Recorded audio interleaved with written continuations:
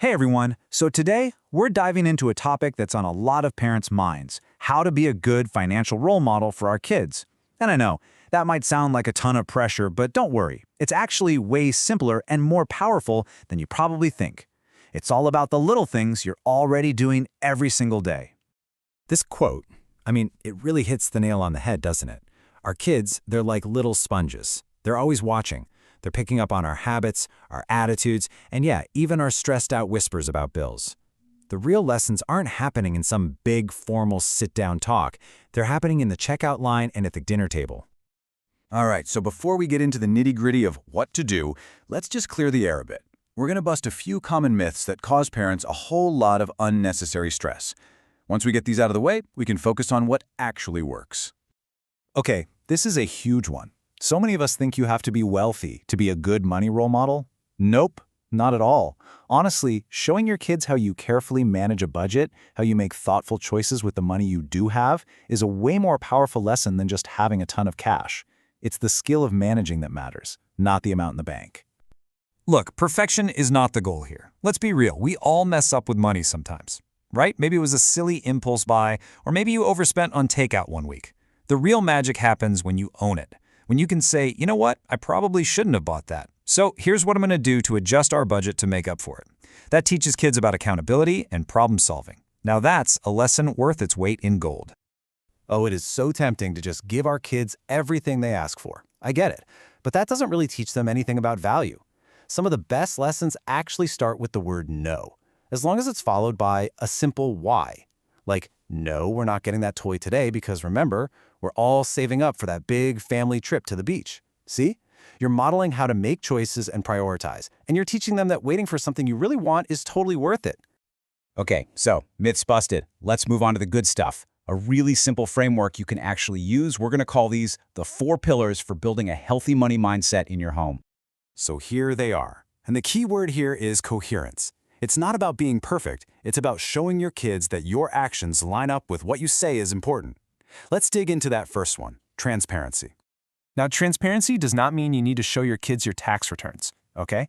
It just means making money less of a weird secret topic. It's as simple as thinking out loud. Saying things like, hey, I'm putting an extra $50 into our vacation fund this week. Or, let's eat at home tonight so we can save a little more for that new video game you want. You're just making planning and saving feel like a normal part of life. And this brings us to a really key point, consistency.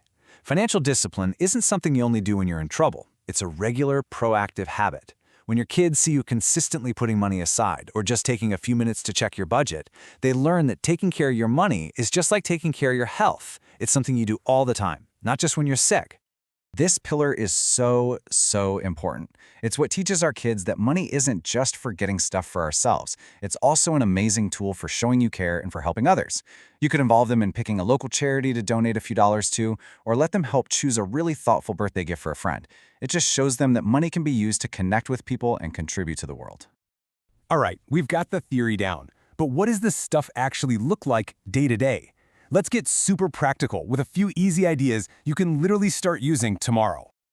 I absolutely love this one, the dream jar. It makes saving so tangible and fun. The whole family contributes, even if it's just spare change, and you all get to physically watch the money grow. It's such a brilliant way to teach the joy of delayed gratification and what it feels like to work together for something you all want.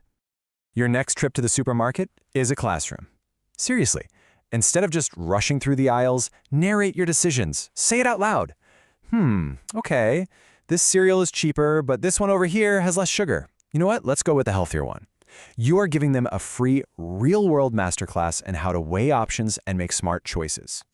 This is just a super simple visual for the most basic, fundamental money concept there is, giving every dollar a job. You don't need to get bogged down in exact numbers, just explain the idea. Okay, when money comes in, some of it has to go to our needs, like our house and food. Some of it can go to wants, like going to the movies. And this part right here, we're going to put it away for later. It just shows them that you're in charge of your money, telling it where to go. So, as we bring this all home, I really want to land on the single most important idea. If you take away just one thing from all of this, please let it be this. It is not about being perfect. Nobody is. It's about being thoughtful. It's about your kids seeing that you treat money with intention, that it's not some big, scary monster or a way to show off, but just a tool you can use with care to build the life you want. That is the lesson that will stick with them forever. And so I'll leave you with this question to think about. What's the number one thing you want your everyday actions to teach your kids about money? Is it generosity? Is it saving? Is it making conscious choices? Whatever it is, just focusing on that one thing is the absolute best place to start. Thanks for joining me.